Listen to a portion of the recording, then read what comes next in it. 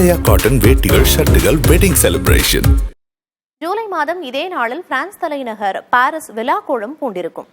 Paris Olympic போட்டிகளுக்கு இன்னும் 91 நாட்களே உள்ள நிலையில் அங்கு கோலோச்ச காத்திருக்கும் இந்திய அணி குறித்து பார்க்க இருக்கிறோம்.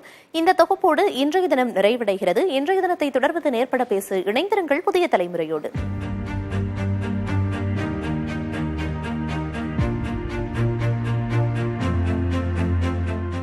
ஒலிம்பிக் போட்டிகளில் பங்கேற்கும் இந்திய வீரர் வீராங்கனைகளின் எண்ணிக்கை படிப்படியாக அதிகரித்து வருகிறது.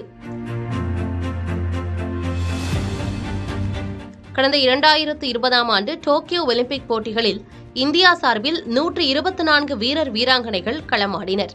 அதில் 7 பதக்கங்களை வென்று இந்திய அணி புதிய மைல்கல்லை எட்டியது. ஈட்டி எறிதலில் இந்திய வீரர் நீரஜ் சோப்ரா தங்கம் வென்று புதிய சாதனை புரிந்ததை எளிதில் மறந்திருக்க முடியாது.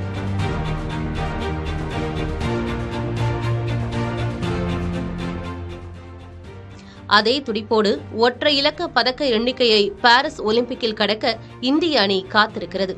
கடந்த முறையை விட அதிக எண்ணிக்கையிலான வீரர் வீராங்கனைகள் பாரிஸ் ஒலிம்பிக் போட்டிக்கு தகுதி பெறுவார்கள் என எதிர்பார்க்கப்படுகிறது. ஈட்டி எறிதலில் நீரஜ் சோப்ராவுடன் கிஷோர் ஜெனாவும் பதக்கத்தை குறிவைக்க உள்ளனர். உலக சாம்பியன்ஷிப் துப்பாக்கிச் சுடுதல் போட்டியின் மூலம் டிராப் பிரிவில் இந்திய வீரர் பவுனிஷ் மெண்டிரட்டா முதல் நபராக பாரிஸ் ஒலிம்பிக் போட்டிக்கு தகுதி பெற்றார்.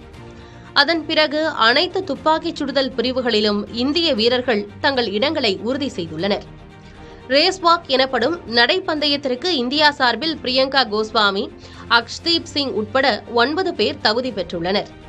மல்யுத்த போட்டிக்கு வினேஷ் போகத், அன்ஷு மாலிக் உட்பட 4 பேரும், குத்துச்சண்டைக்கு நிகத் சரின், லவ்லினா உட்பட 4 பேரும் தங்கள் இடங்களை உறுதி செய்துள்ளனர். காலில் ஏற்பட்டுள்ள காயம் பாரிஸ் ஒலிம்பிக்கில் தாண்ட அவருக்கு தடை போட்டுள்ளது. வில்வித்தை, ரோயிங், டேபிள் டென்னிஸ், ஆடவர் ஹாக்கி போட்டிகளில் இந்திய வீரர்கள் களமிறங்க காத்திருக்கிறார்கள். புதிய தலைமுறைக்காக பிரியா.